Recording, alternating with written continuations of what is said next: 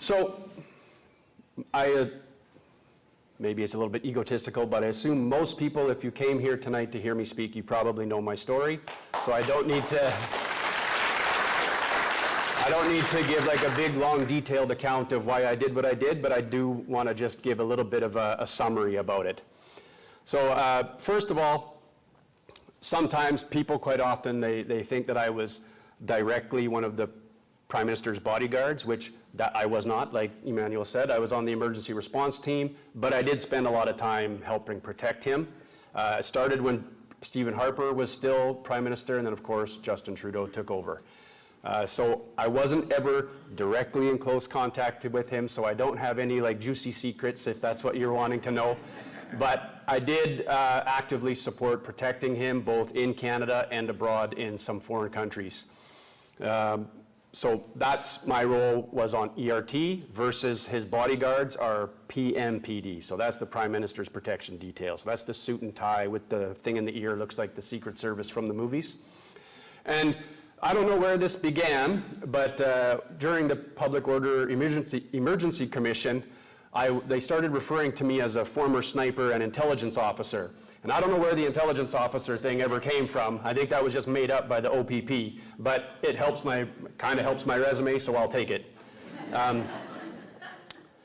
So probably one of the main questions I get most of the time when people talk to me, if they recognize me and come up and approach me, is, you know, why I did what I did. Like, what was it about me that was different from others? And I mean, I can't really speak to why other people did what they did with a lot of certainty, but I know for me, the simplest answer that I can come up with is that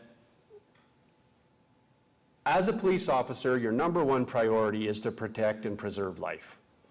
And after I did my own, yes, I did my own research, even though you're not supposed to, but I call it like an open source investigation because I used what I had learned. It's very basic. You just look for both sides of the story and try and find out what you can corroborate and what seems more credible. It's super basic.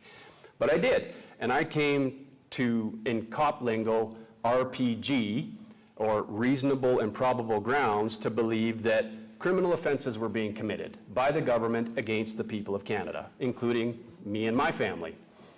And the two things, you know, people will list off a whole variety of offenses that they think might qualify, and I agree with most of them, but the two that that really stood out for me at that time, back in 2021, was intimidation and criminal negligence, up to criminal negligence causing death.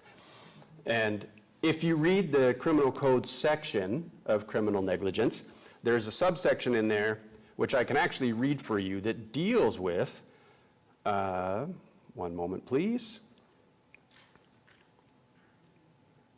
So that it's criminal negligence is section 219 of the criminal code, and it says everyone is criminally negligent who in doing anything or in omitting to do anything that it is his duty to do so shows wanton or reckless disregard for the lives or safety of other persons. And if you go down to 220, section 220, or sorry, section 222 of the criminal code, culpable homicide. Culpable homicide is murder or manslaughter or infanticide. Subsection 5, sub B of culpable homicide reads, a person commits culpable homicide when he causes the death of a human being by criminal negligence. So essentially, I felt like the government, possibly media to a degree, public health, you know, beyond the vaccine injuries or concerns that I had about the vaccine safety and efficacy, was if they were denying, actively taking steps to suppress doctors and scientists and intimidating those doctors and scientists under threat of punishment of losing their license, so that was the crime of intimidation towards them. But if they're actively suppressing that information and forcing doctors or pushing doctors away from possibly using life-saving treatment, which could keep people out of the hospital and keep people from dying, to me, that's criminal negligence falling under that category of culpable homicide. So I didn't feel like I was doing anything special. I just felt like, hey, I'm a cop. I think there's criminal activity here. We need to do something about this. So we tried to talk about it internally. We tried to bring our concerns to our commanding officers and our supervisors and our commissioner. No one wanted to hear us. We were ignored. So that's why we decided someone needed to speak out, and I volunteered. And I don't know if, I assume a lot of people in this room probably know and follow Dr. Jordan Peterson. He's been a big influence in my life. I've followed him for a long time, pre-COVID. And it's funny, it seems like fate would have it that God was priming me for this moment because I was working through his recommended list of reading while I was protecting the Prime Minister. So in 2018, when I was in Papua New Guinea with Justin Trudeau, I was reading 1984, followed by Animal Farm. And then in 2020, I was having the time of my life because my schedule got changed to 2 weeks on, 2 weeks off. I'd go to work and do like pretty fun training and sometimes some good operations. And then on my 2 weeks off, I was building a cabin out in the woods and life was great. I wasn't, you know what, shame on me, I wasn't paying nearly enough attention to what was happening with COVID with other people. But I was listening to an audiobook while I was building that cabin called Ordinary Men. And that's essentially the story of how ordinary German men, they didn't grow up in the Hitler Youth or anything like that. They were assigned to a reserve police battalion in Poland to clean out the ghettos after the war machine had moved through. And this book chronicles how just ordinary German men, slowly over time and incrementalism, because of the propaganda and the peer pressure, went from ordinary men to cold-blooded murderers. And it's a dark book, and it's a dark picture of what is possible with humanity. And so when all of the things started to happen in 2021, and all of the dehumanizing language started to happen, and it felt to me like we were being made to appear as we were dangerous, dirty carriers of disease, which is language that we've seen in history, my mind started to go to worst case scenario about how bad is this going to get.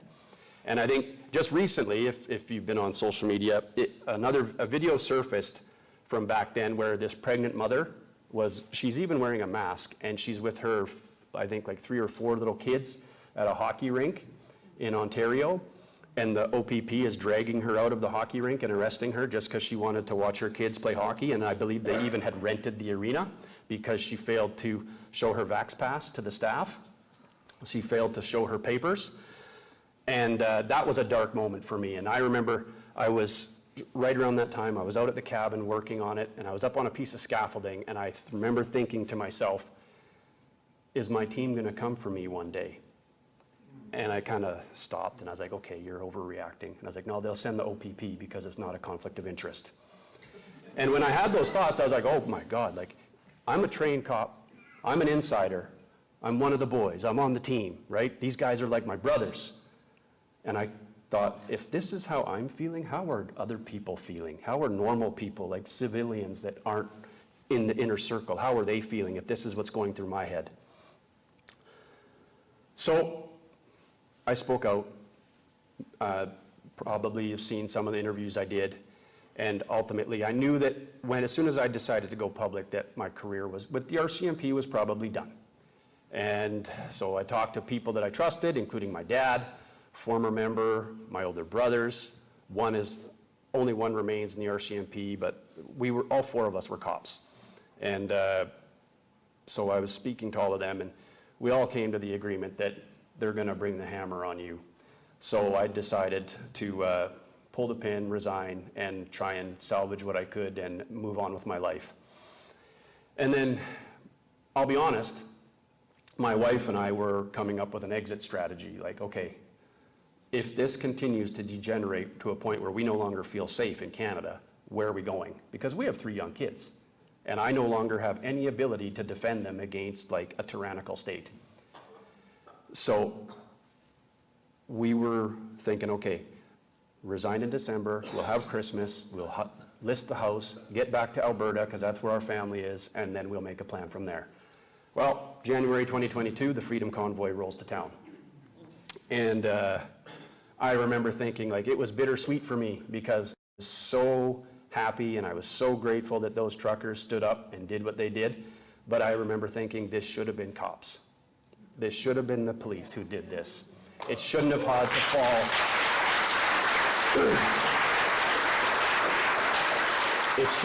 It should not have had to fall to truck drivers to save the country and to protect people from the tyrannical government.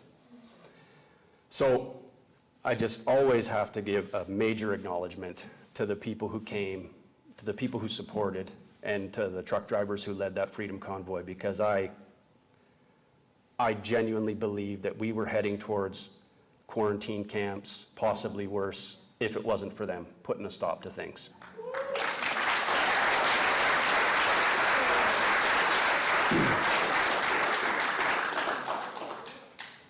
So now I'd like to talk a little bit about what I have seen in my observations. I call it my post-convoy analysis.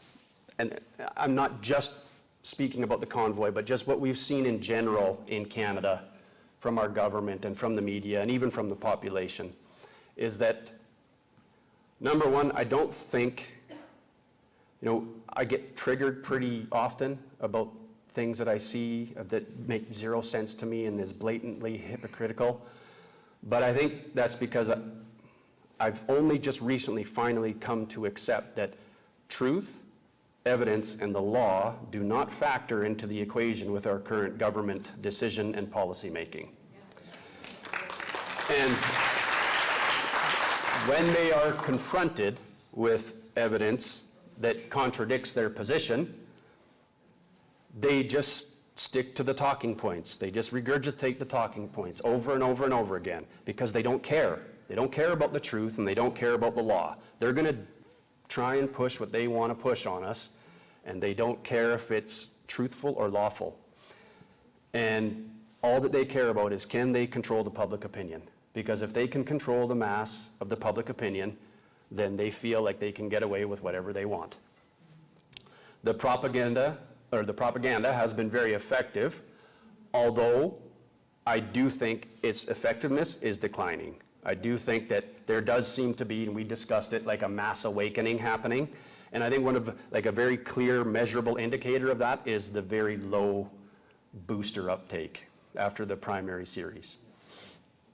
But the propaganda continues. Despite how much of it has been disproven, whether it's been by independent media, books written by independent authors, or even in the House of Commons and at the Public Order Emergency Commission, the most blatant example that I can think of was that every single law enforcement agency, Ottawa Police, RCMP, OPP, and CSIS, all confirmed in front of Justice Rouleau that the government did not meet the threshold of the Emergencies Act to justify its invocation. But the former NSIA, Jody Thomas, whose background is in Passport Canada, and the Coast Guard, who has no law enforcement and intelligence experience that I'm aware of, she created her own open source intelligence unit, and she's still regurgitating those same talking points about how the convoy was increasingly violent and how they had intelligence about weapons within the trucks. So even though that's all been proven false, the government just keeps pounding that message over and over again because, like I said, they don't care about the truth and they don't care about the law. It's all about controlling the narrative. There is two extremely obvious and observable standards of punishment from within the criminal legal system. And note, I refer to it as a legal system, not a justice system. And so what we see, and what we saw in my career before, is that there continues to be a revolving door for actual violent and dangerous offenders, and I kind of tongue-in-cheek say, and the hammer and sickle for COVID dissidents. One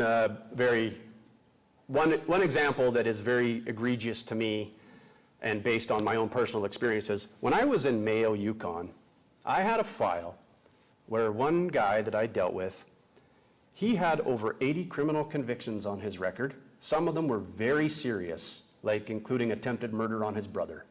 And he stole a rifle And he was going around town telling everyone he was going to kill me and all the cops, and he was going to kill the band, the chief and council. Anyways, we get a tip, we find him, we arrest him, no one gets hurt. After I race around with me and one other guy trying to evacuate everybody that could be at risk. We get him in custody, we search warrant on the house, find the rifle.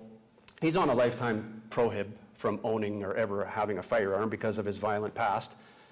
9 months jail. Which I was just happy because I was at the tail end of my time there and I knew I'd never have to deal with him again. But James Sowery, do you know who he is? Yeah. He's the truck driver who mistakenly struck a pylon, and he was charged with assault with a weapon, because one of the officers testified that they were fearful for their life because of him driving over the pylon. His sentence was 10 months jail time, and he had no criminal record. That's insanity. But again, truth, evidence, and the law doesn't matter. It's about making an example and punishing people. However, one good piece of news for James was that he was able to have an appeal and was able to get out on bail until his appeal is heard. So hopefully he has a better outcome with his appeal. Kristen Nagel, Jonathan mentioned her already. She's a personal friend of mine and an absolute personal hero of mine. Protest in a park. She was fined $47,000. And she just recently had another conviction. They were going for $50,000 because they saw how much success she was having with her Give, Send, Go fundraising platform. Thankfully, the judge only fined her $7,500, but then they also sought 2 years probation for violating the Reopening Ontario Act. And I didn't even know that it was possible to be put on probation for violating a provincial statute. I thought that only happened with criminal code, federal laws like the Controlled Drugs and Substances Act and the criminal code. I had no idea that that was even possible for a provincial, for something that you would get a fine for. I had never heard of that before, ever in my career. So a key takeaway is that people always ask me is, so why won't the police investigate? If we have all of this observable criminal activity and you think that there's all this evidence there, and we've seen all kinds of scandals come out, even outside of COVID, how come no one ever investigates the Prime Minister? And I think it's because the senior executive of the RCMP is appointed by the Prime Minister, and so they are beholden to him. So I think that the criminal investigation will likely only ever happen when the political will exists for it to happen, from the RCMP anyway, because they're the only police force that has jurisdiction to investigate him. And my personal prediction for Justin is that once he's not the Prime Minister anymore, he will probably take his giant fortune and disappear to a place like Costa Rica where there's no extradition treaty. We'll see if I'm right. So another question that I get asked all the time is, so what do we do? And my short answer is, I don't really know. I'm trying to figure this out myself. But I can tell you what my current personal strategy is. Number one, decentralized non-compliance through building a like-minded community. It seems like you guys have done a pretty good job of that here, and it seems like the island has a pretty strong group. I think we all operated under the impression for a very long time that it had to be this massive united effort, and that would be fantastic, like the convoy, but I think the convoy was very organic and spontaneous, and that's why it worked.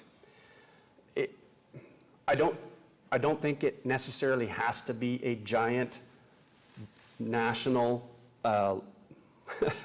lockstep effort. And I think if it's more decentralized, it's less likely to deteriorate into some kind of drama and infighting, which I'm sure some of you have probably observed and maybe even experienced yourself, where a lot of groups, they start off really good intentions, they're trying to make something happen, and then it starts to deteriorate into some kind of infighting. And I think the reason for that is that we're all hyper-vigilant now about any kind of person trying to censor us, right? And so even if it comes within the freedom movement, your back is up instantly, and you have this attitude of like, you don't tell me what to do. And I can understand that because I feel that way too. I've had people try and tell me what I can and cannot say, and usually we part ways. And, you know, I think a division over a variety of these issues, even outside of COVID and even outside of Canada, has really halted some of the momentum that we had after the Freedom Convoy. And rarely have I ever been 100% aligned on everything. And so my personal strategy right now is, if I will support what I believe in, so if I see someone doing something or sharing something or saying something that I agree with and I believe in, I'll promote it, I'll share it. But if it's something that I obviously don't agree with, instead of attacking them publicly, like especially if they're another like freedom fighter that I have respect for, instead of attacking them publicly and then creating like a Twitter fight or something like that, I try and address it with them privately, and hopefully they can just understand that, like, hey, you know what, I'm not okay with what you said about that, so I'm not going to be sharing that post, or I'm not going to be promoting that. And, you know, because what I see there is it kind of deteriorates into that same cancel culture that we've all complained about so much, right? The freedom movement is kind of guilty of that a little bit too. We've definitely seen some of that. I've definitely seen it. I've definitely experienced it. And now, please, I'm going to say something that might not be very popular with some of you, but I've even noticed that with Pierre Poilievre, which I understand the skepticism. I really do. Like, show me what you got when you're actually in office. You can say whatever you want to get elected. Let's see what you actually do when you're in office. But one thing that did kind of bother me was, yes, I know he's about 2 years late saying anything about the vaccine mandates, but he finally did, and all he got was attacked for it. It's like, do you think he's going to carry on that cause if he's getting attacked? I don't. Like, I know when I've been attacked, when people have made accusations at me about being the Nazi flag carrier at the Freedom Convoy, serious, it happened. I just, like, that's when I'm at my lowest, and I'm just like, you know what? I'm done. See you later. I'm just going to go work in the bush. Like, that's the mindset that happens to me when those things happen. So I think, as imperfect as they are, and yes, I would even say a little bit cowardly sometimes trying to play it safe, if they say something that is good for us, I think the better option is to try and like boost them and support them, so maybe they'll take an even harder stand on it next time.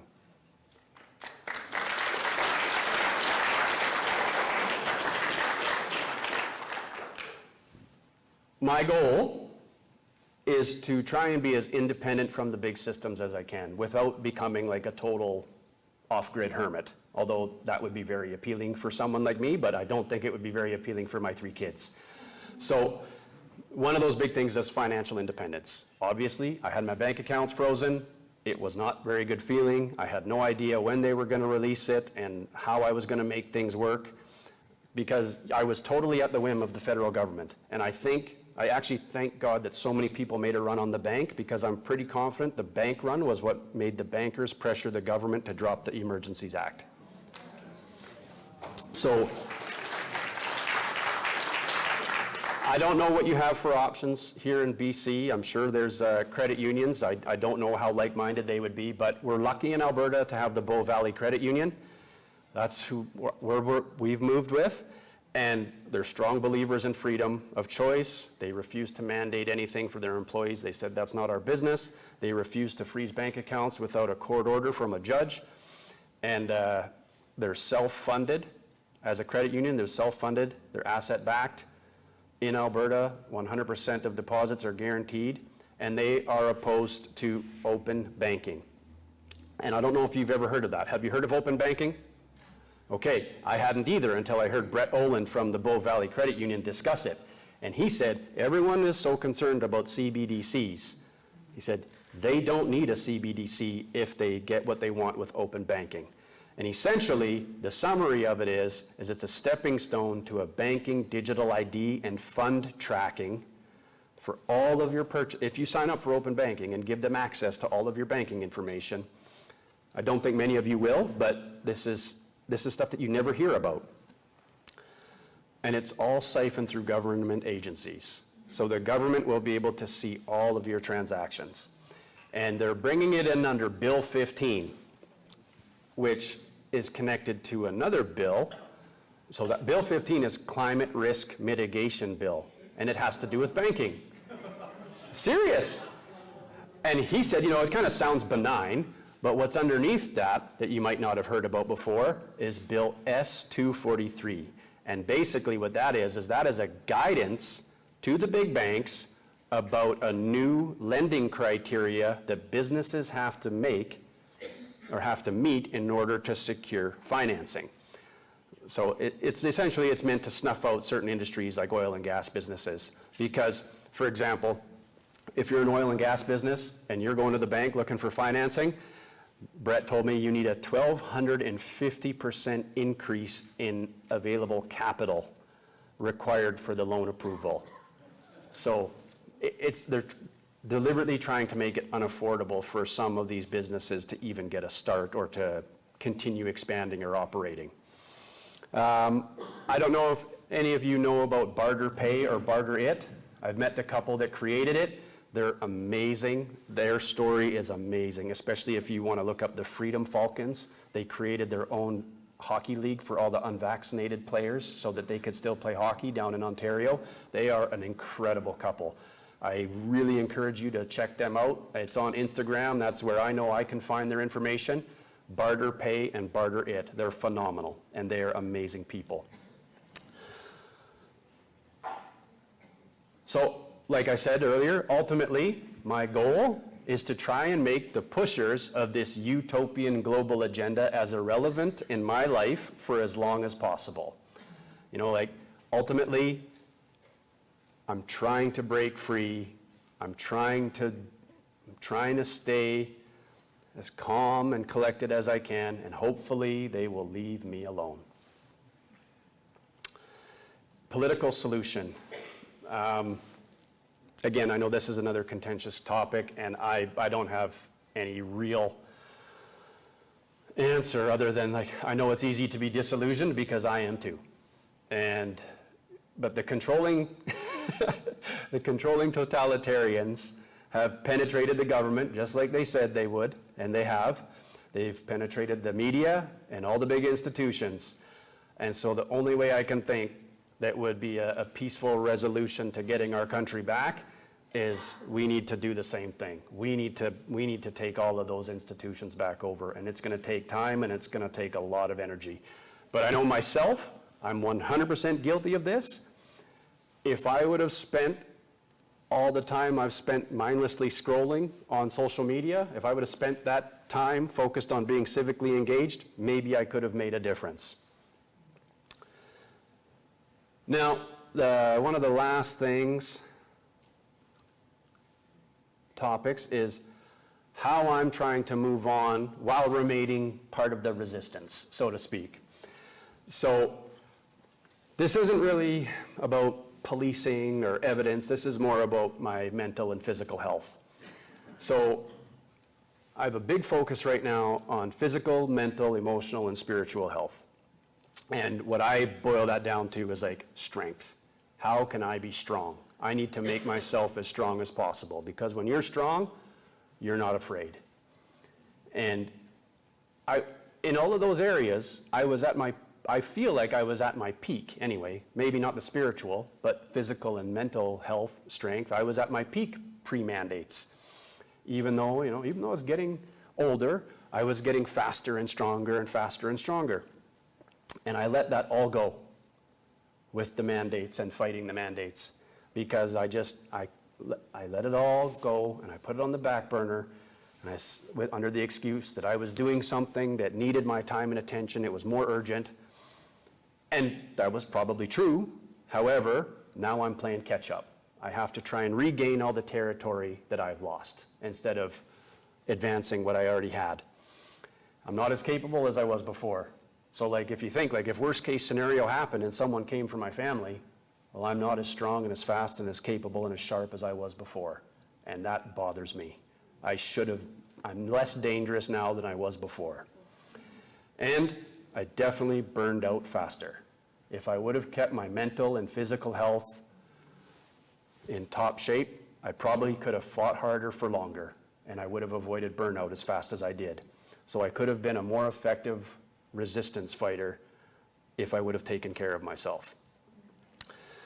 Trying to keep your finger on the pulse of everything that's happening all around the world geopolitically, for me, I find it can be pretty overwhelming at times. And I think that's deliberate. You know, I'm really trying to focus on how I can be sustainable. And so with that, I try and focus my research time on those handful of real quality sources that I trust they've done their due diligence. So if they're saying it, they have evidence to back it up. And so that's where I spend my time. Or if you want to know what their plan is, just listen to what they say. If you want to know what the government wants to do, just go to ourcommons.ca and you can see all the legislation they're trying to pass. Watch the House of Commons committee meetings. They say it right out in the open. If you want to know geopolitical worldwide, you want to watch videos or read the information on the WEF website. They don't hide their plan. It's right out in the open. They think they know better than all of us, and they're not afraid to say it.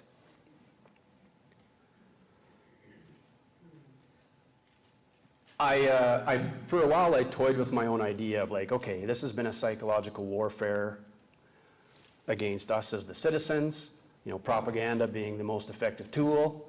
How can we flip the tables? How could we have our own version of propaganda? And so I was scheming and kind of trying to come up with all these catchy slogans that we could really start pumping out into the ether and hopefully they'd take hold.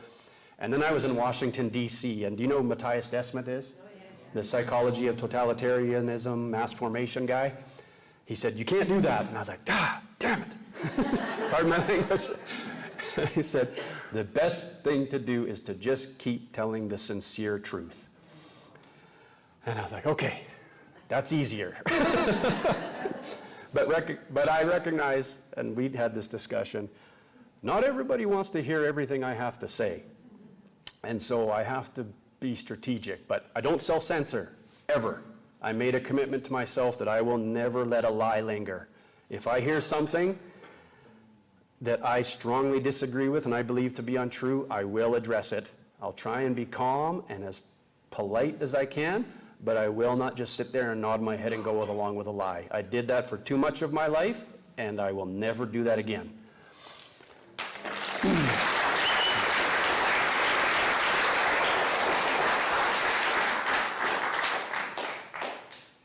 And I've learned that the algorithm is a very powerful tool to keep people in their world view of preference.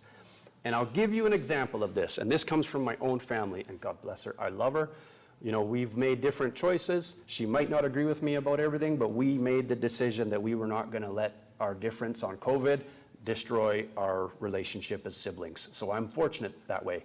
But we were having a discussion not long ago before I went to the Tucker Carlson event in Calgary. And when I mentioned the Tucker Carlson, she looked at me and she said, oh, who's that? And I was just like, what? Like, he's the biggest name in broadcast news on planet Earth.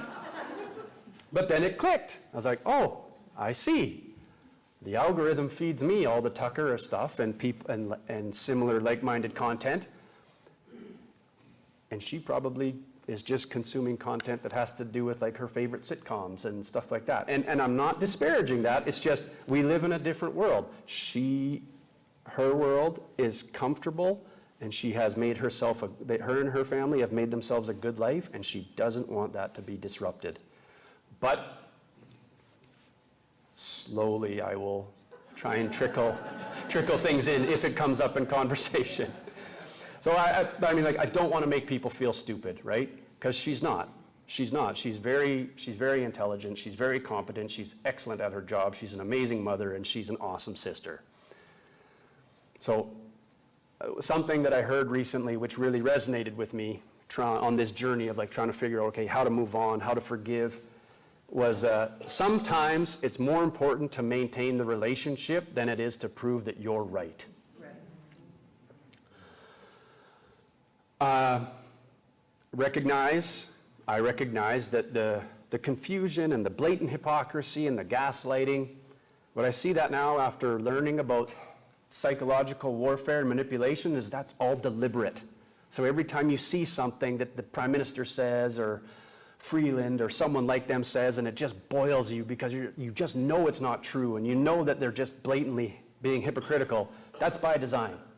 And I think that the ultimate goal, if you listen to Klaus Schwab talking about how they can expect an angrier world, is that they want two outcomes. They want you to feel so beaten down that you feel you have no option but to give up and submit, or that they push you to the brink of doing something that they can then use against you. Say something or do something, and then they can bring down the hammer and point at you and tell the world, see, we told you Danny Bulford was dangerous. That's what they were trying to do at the Freedom Convoy. I'm convinced of it. I know it for a fact. And so a little acronym that I kind of came up with a while back, or not even an acronym, but like a little phrase of an observable pattern is, the pattern to me is they deny, we never forced anyone. They divide, well, most Canadians did their part to keep each other safe. And then they distract. Oh, look at Ukraine, right? Deny, divide, distract. And that is how they maintain control of the population. They deny that they've done any wrong, they keep us divided, and then they constantly distract us. And it's just like a positive feedback loop. It just keeps going. So, all that to be said, I'm trying really hard to transition from feelings of like hurt and betrayal. I'm sure many of you have experienced the same. And my first step is to get to understanding, because I want to get to forgiveness, but I know that's hard. And especially when you feel betrayed by people that were close to you, that you love and that you cared about. And along with that, I'd get, why not more officers? How come more officers didn't speak out? How come more officers didn't do what you did? And I'm not alone.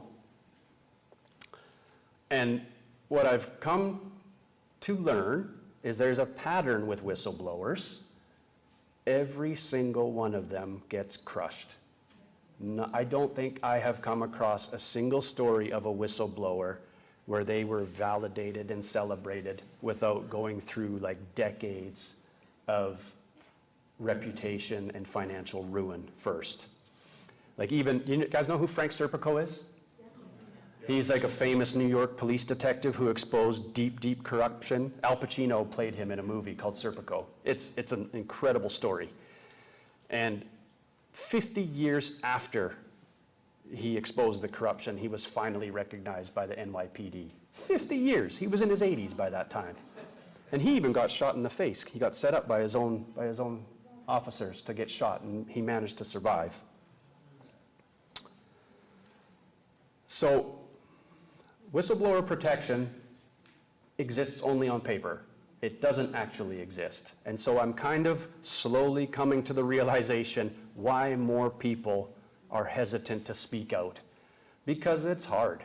It's hard to walk away from your entire life and to rebuild. I was lucky. I've always had a supportive family that was willing to make sure that I would never go without a home or without a job. So I had a little ace in my back pocket that I was ready to play. So a little bit of perspective on what I think happened with my old team's transformation. They all took it very early in 2021 before we really knew much about it. The only reason I didn't was because my wife was like, you're not doing that. And then that began my odyssey of looking into things deeper, because she was already doing it and I wasn't paying attention until she got me looking. Now, the people I used to work with are all very high drive, type A, alpha personalities. And people like that, and I would include myself, have a very difficult time psychologically admitting that they've made a mistake, especially if that mistake could mean potential harm for their children. And so I think that's why so many would be very reluctant to listen to what I have to say. And I've kind of come to the conclusion that the greatest opposition to courage, it isn't fear of physical harm, because all those guys would have definitely gone to a gunfight with me. They would have put themselves at risk to keep me safe if that was the situation. I know it. They're more afraid to sacrifice the comfort of social acceptance and their financial stability. That's a bigger obstacle. So comfort is a bigger obstacle to courage than fear of physical harm.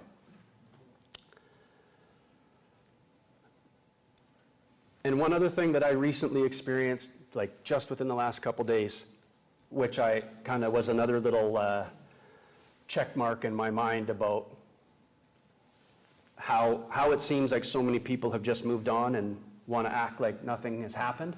And I know that's very frustrating for people like us. But a family member of ours just recently lost a very close loved one, like just within the last couple days. And when I heard the news, I was sad. Oh, that's terrible. And probably within 15 minutes, I had totally forgotten about that, and I was totally consumed by my own thoughts about what's going on in my own life. And when I realized that, I remembered, oh my God, like I keep waiting for the day where my phone's gonna ring and it's gonna be one of my old teammates and they're gonna be like, I'm so sorry. But they're too busy worrying about their own life. Like if 5 minutes before, I don't even remember about someone that was like a major supporter for me and a loved one who lost someone dear to them in their life, if 5 minutes goes by and I can forget about that experience for them, well, I'm pretty sure my old teammates don't even think about me anymore. So I'm going to summarize here that ultimately my focus is to spend more time on creating the quality of life that I want instead of my old life that has been lost. Because what I've come to realize is that the single greatest victory that the enemy has had over me these last 3 years, it wasn't taking my job, it wasn't attacking my reputation, freezing my bank account, or even unlawfully arresting me.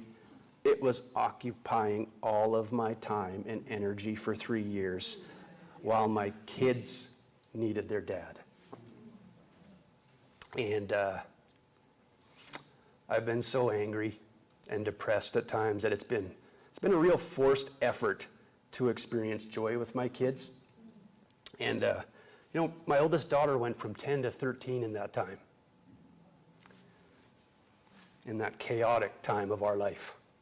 And I wasn't the best dad I could be to her because of what I was consumed by. And ultimately, I don't know if we can stop what's coming. But in the end, I've made the decision that I know who I am. I'm going to live how I want to live. And my friends and my family and my wife and my beautiful children will know that I love them dearly. And I will give everything to keep them safe, strong, and free. God bless you all. Thank you very much.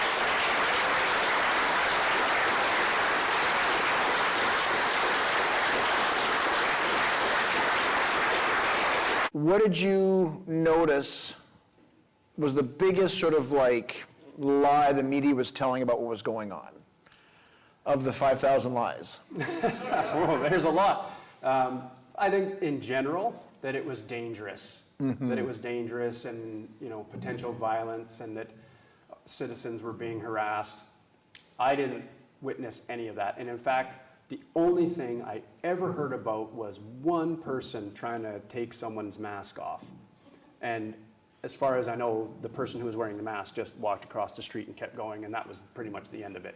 Okay. I'll give you a very specific example, though. Like very early on, the media was writing articles about the criminal activity associated with the convoy. And they named a guy, I think his name was Andre Lacasse. They wrote about him by name. And they talked about how he was violent and carrying weapons and he had been arrested. And they wrote it in a way to make it appear as though he was a protester with the convoy. But we were sharing information with the Ottawa Police that this guy's social media feed was talking about going down to get into physical altercations with the police and with the convoy protesters. And he is a well-known, he's like an Ottawa regular for the Ottawa Police, right? Like, I knew who he was, and I was already, like, people were sending me his social media messages because they're like, oh, hey, be on the lookout for this guy. And so I was sending that information to the police, be like, hey, look out, this, you know, trying to get ahead of the curve, right? Make sure that they feel like we're above board and that they don't have anything to worry about from us. And yet the media, when he was arrested and charged by the Ottawa Police, the media tried to paint him as a convoy protester when he clearly was targeting the convoy. Yeah. And we did call that out in like a press conference, but again, I don't know how much media time that would have got. Definitely none from the mainstream media. Yeah. And what's the name of the gentleman with the January 6th issue? The guy that, the only guy they didn't actually arrest? Epps? Yes, that's right, Epps. It's like, here's the one guy caught on film doing exactly what you just talked about. It's a playbook, right? We all know it's a playbook. And interesting.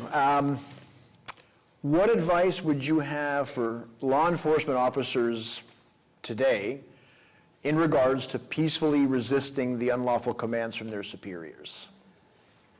If you want to keep your career, fight internally as hard as you can. My only regret about what happened the last few years is that I didn't march right into the commissioner's office and demand her to take some kind of action, or at least try and show her information firsthand about the evidence of harm that I was seeing. Because, you know, I tried to follow the chain of command and it went nowhere. And so I felt like we felt like someone had to be public, but I wish I would have fought harder sooner. Mm-hmm. Does that make sense? Yeah. Internally. Oh, yeah. And maybe that would have made a difference. I don't know. Yep. Maybe they would have just cast me aside regardless. Mm-hmm. But if you want to keep your career, you're not gonna get suspended for addressing issues in, well, sorry, you might get it suspended, but you're not gonna get fired for bringing issues up and bringing attention to them if you're doing it internally. As soon as you wander outside of the force, like I did and like others have done, speaking out publicly, that's when they're going to hammer you. Yeah. Yeah.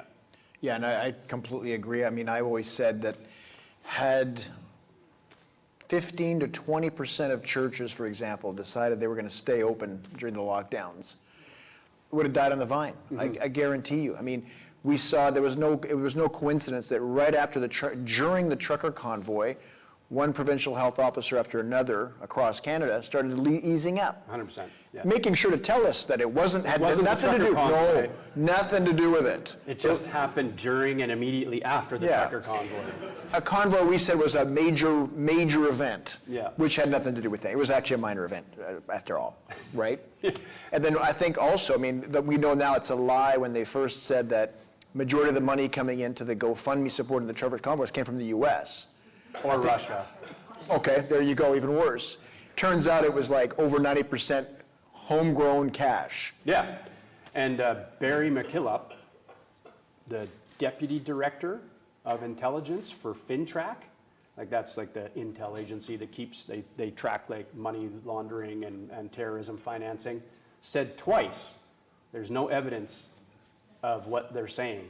Like he contradicted them and both times confirmed that it's the majority of donations are from just regular Canadians who support the cause. But again, truth and evidence and law does not matter. Exactly. It's about the narrative. It's all about the narrative. And there's no surprise that while they're saying, oh, it's just external cash, we're going to freeze bank accounts. Yeah. You know what I mean? Like, no, it's because I think what happened, I mean, you know this way better than anybody in this room. The amount of surveillance that actually goes on citizens would probably keep us up at night. Like the actual mechanisms they could use, should they want to track our banking activity. I mean, satellite footage. The government had satellite footage of the actual size of the convoy, even though they kept minimizing it on media. I think they were genuinely afraid of what was going on, which is why you saw the unprecedented overreach of freezing bank accounts, and then everyone starts peeling back the mandates across the country. Right? I think they saw the size of this is a true revolution they were witnessing real time through banking activity and satellite footage and things like that. How do you think we can tap into the growing discontent with, in this case, the federal liberals, and not only win the next federal election, but gain ground in the reversal of these government overreaches that we've been seeing normalized over the last 4 years? Well, if you believe the current polling, it's looking pretty clear like Pierre is going to be the next prime minister. And regardless of what you feel about him.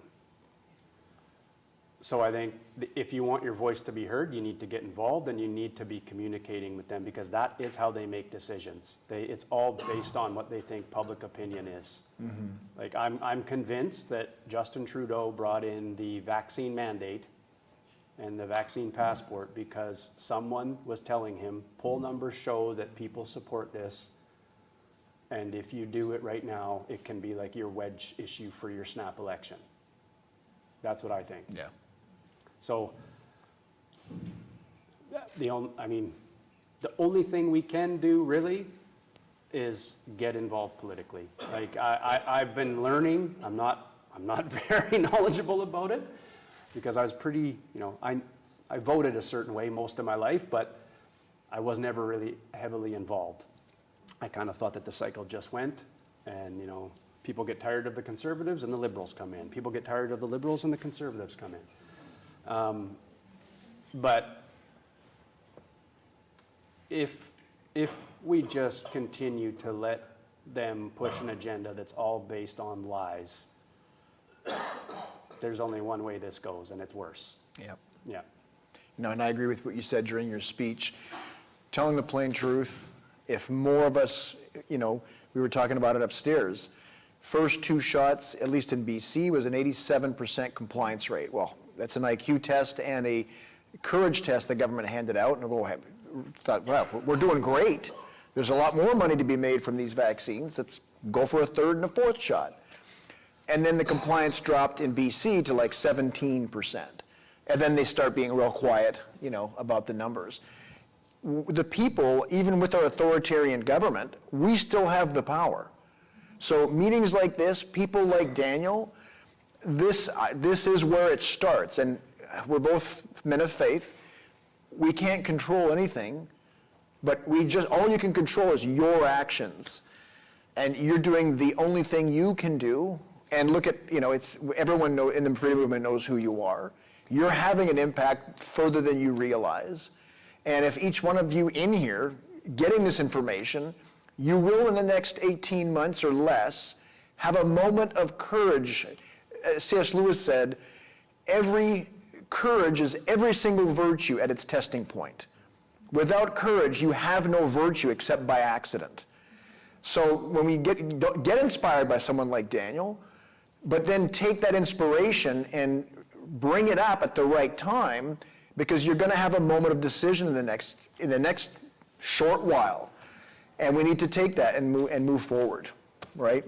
So that's one of the main things I get from someone like Daniel, like someone who actually walks the talk and is intelligent and is a family man and is willing to lay it all on the line. I mean, how much more comfortable could your life be if you'd have just said, I'll get a fake vax pass, and then just keep my job and have a grand old time?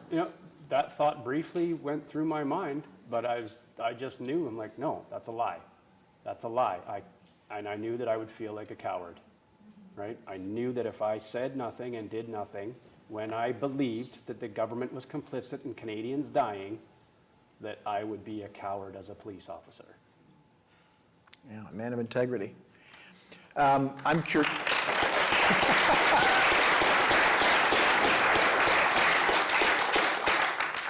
One more question before we take a break, then have audience Q&A.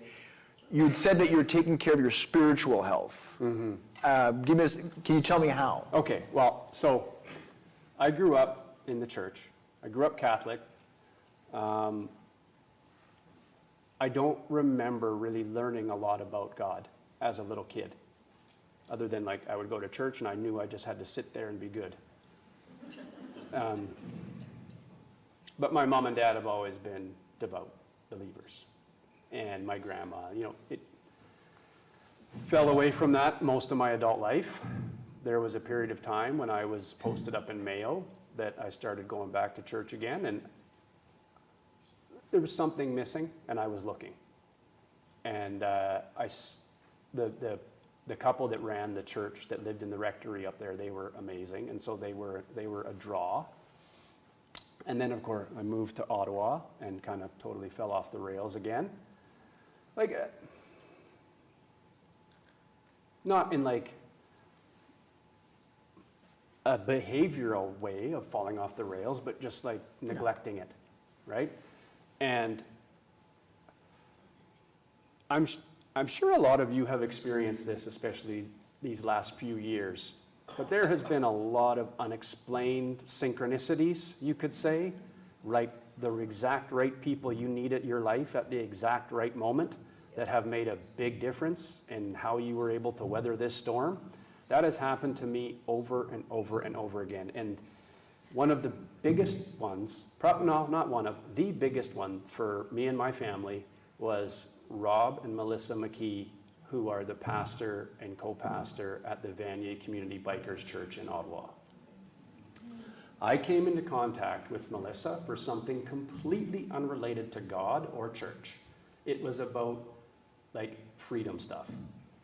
And we started talking, and she invited me to come speak at the church, because I was already like the Mounties for Freedom guy. And I was like, yeah, sure. So we went and met all these incredible people, and my kids were just like, can we come back on Sunday? And I'm like, yeah, we can come back on Sunday. And we walk into this, it's a giant building, and there's this big, beautiful stained glass picture of Jesus at the end, like behind the altar, and the podium where Rob gives his sermon. And like you walk in there, and we've just been completely alienated from our community. I'm right on the doorstep of a resignation being official, like life is imploding. Plus I'm having all these dark thoughts about like how bad is this gonna get? And I walk into this giant church, it's got about 400 people in it. And they're all singing worship music, and the band up on the stage is incredible. And the big stained glass picture of Jesus, and like you could feel it. You could feel the presence of God. You could feel the Holy Spirit. You could feel it in there. And it was so intense that like I just started crying. And even my wife, who like technically grew up Christian but didn't like really know much about the Bible or anything at all, she had the same reaction. And like all of a sudden we have like a whole family of people who are willing to protect us if things get real bad. And stuff like that has happened over and over and over again. But those people are incredible. Yep. And they do so much good. And they have been like a lifeline for so many people. So that was my come back to Jesus moment. Yeah.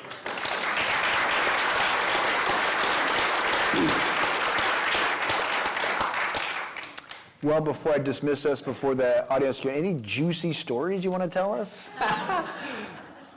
Okay, I have one. Yes! It's nothing I don't talk about his family or anything like that. That's off limits, and I really know nothing about it anyway.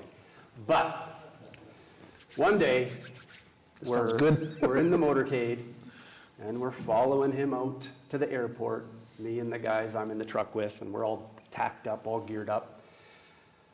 And we make this run all the time, right? No big deal. Well, this time we pull in, and he goes to this special building that he flies in and out of. He doesn't go through like the general airport.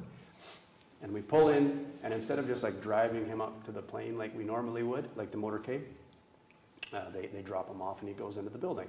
I'm like, okay, maybe he's got some meeting or whatever. So we go and we park and we stage near the airplane, and you see the big red carpet and the flags and everything like that. And we're like, oh, what's going on here?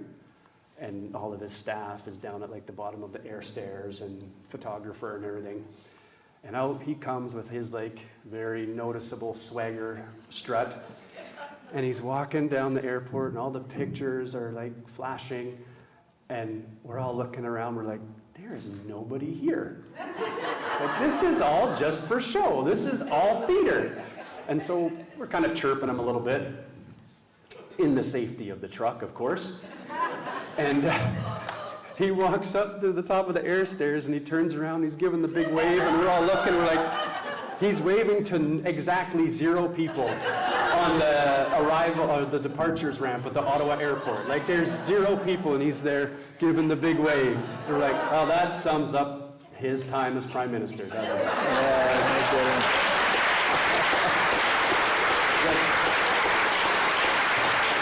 Flips around the world, trying to act like a rock star. It's all for show. The emperor has no clothes. Except fancy socks. Yes, yeah. Well, Daniel, I can't thank you enough. Once more, just thanks for coming out and telling your story. Thank you. I am honored to be here. Thank you very much. Thank you.